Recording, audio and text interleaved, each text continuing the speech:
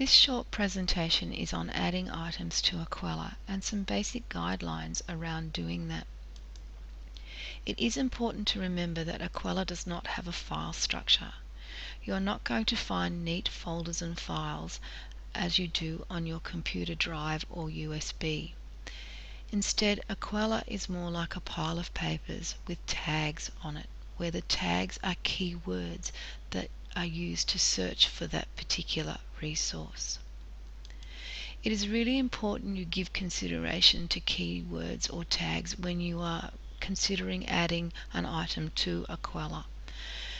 Often people will use keywords such as the unit code or the course code and the corresponding name.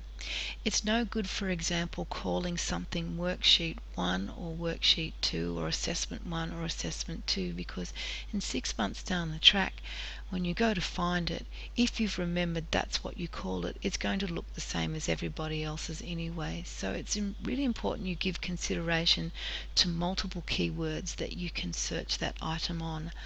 And those keywords need to be predictable. So when you think about that item, what are the logical keywords that you would search for it on? Other things that you need to consider are copyright.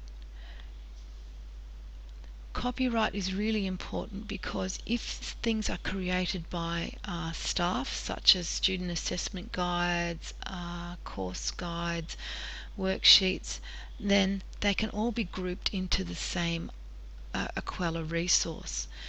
However, if it's a third-party resource, it cannot be put into the same resource because it does not have the same copyright. So you need to give some kind of thought to that and group items by similar copyright. You also need to consider who's going to have access to an Equella resource. If you have a resource that has student resources in it and you add to that something that is for staff eyes only, then the students will actually have access, because you can only have one form of access on an Equella resource with multiple items in it. So that's something else you need to think about too. And it doesn't matter that your Equella resource does not match the structure of, say, a Moodle site. They don't have to look the same to work.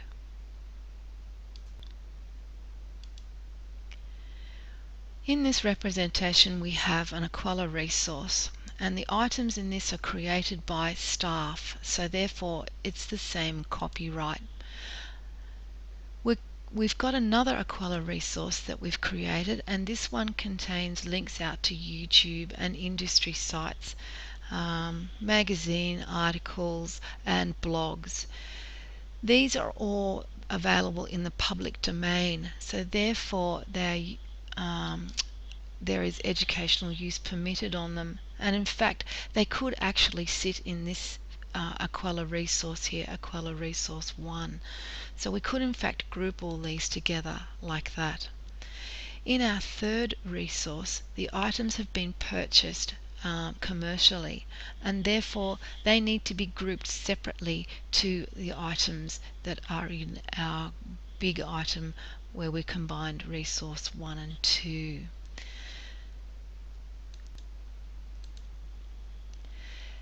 In fact, what we can do in Equella is we can actually store with the resource the proof of license.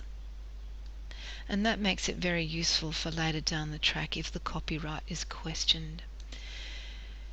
We can also do things like group certain items into, or draw items into another Equella item. So if we have an existing Equella item, it can be linked through into a new Equella item.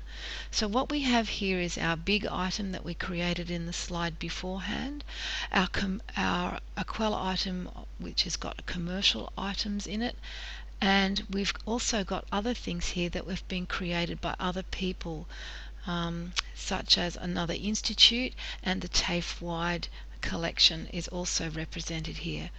We can now put all of those through into this one resource if we want to group things together.